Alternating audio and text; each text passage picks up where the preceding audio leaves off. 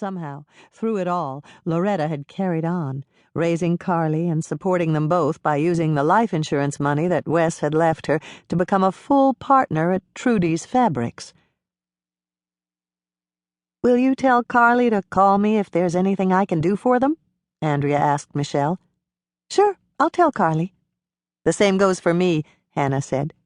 Michelle, Carly, and Tricia Barthel had been fast friends in school, and Hannah had always been fond of Carly.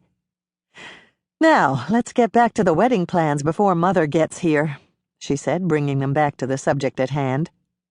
"How are you coming along with the bridesmaid dresses, Michelle?" "I'm not. Mother says she wants our dresses to match the flowers, so I have to wait until she makes up her mind about them. The only thing is, Claire says it'll be a special order if we want 3 dresses exactly the same, and special orders take at least 3 weeks. "No flowers and no dresses." Andrea was clearly frustrated as she ticked them off on her fingers. "If Mother doesn't start cooperating with us, this wedding isn't going to happen." "At least she finally approved the menu for the reception," Michelle said, obviously trying to look on the bright side. But then she noticed Hannah's exasperated expression. "The menu's not set?" "Not anymore. Mother called me yesterday and said she didn't want the standing rib roast. So far, she's rejected beef, pork, lamb, and poultry, including Doc's favorite, rock Cornish game hens." "Then the only thing left is fish," Andrea pointed out. "I know. I'm going to try to talk her into poached salmon with champagne sauce. Sally says she can do that for a large crowd." "I think Mother likes salmon," Michelle said, but she didn't look convinced. "Do you think she'll go for it?" "We'll find out in a couple of min—" Hannah stopped in mid-sentence when there was a sharp knock at the back door. That must be Mother now. "Andrea, will you please get the door? And if you'll pour her coffee, Michelle, I'll dish up some chocolate-covered cherry cookies. Maybe a couple of her favorite cookies will make her more cooperative." Hannah had just finished plating the cookies when the kitchen door opened and she heard Andrea greet their mother. "I've never been so embarrassed in my life," Delores Swensen swept into the kitchen with the force of a hurricane. "This is absolutely ridiculous." "Sit down, Mother." Andrea gestured toward a stool at the work island. "I poured your coffee, Mother," Michelle said, setting the mug in front of her mother. "And I baked your favorite cookies," Hannah added, setting the plate directly in front of her mother.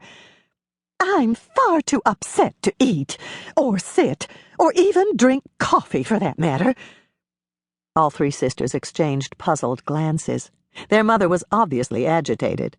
Delores Swensen was always perfectly dressed and coiffed when she left her house, but this morning the scarf at her neck was crooked, her blouse wasn't tucked in all the way, and even more alarming, she wasn't wearing any makeup.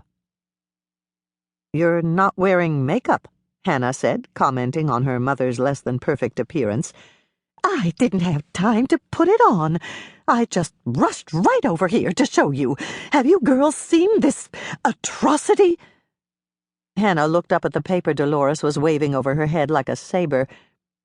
"Is that the Lake Eden Journal?" she hazarded a guess. "Yes, and I'm never going to speak to Rod Metcalf again." Delores named the editor and owner of the town newspaper. "He's nothing but a snake in the grass." Hannah didn't want to ask, but her younger sisters were silent, and someone had to find out what was wrong. "I'm not sure what you're talking about, Mother. What did Rod do?" "He wrote this." Delores slammed the paper down on the stainless steel surface in front of Hannah. "Just read it, and you'll see what I mean." Hannah glanced at the headline. "Jordan High Gulls win 3 games in a row?" she asked, reading it aloud. "Not that one." "Loretta Richardson never lost hope that her daughter would come home?" "Not that one either.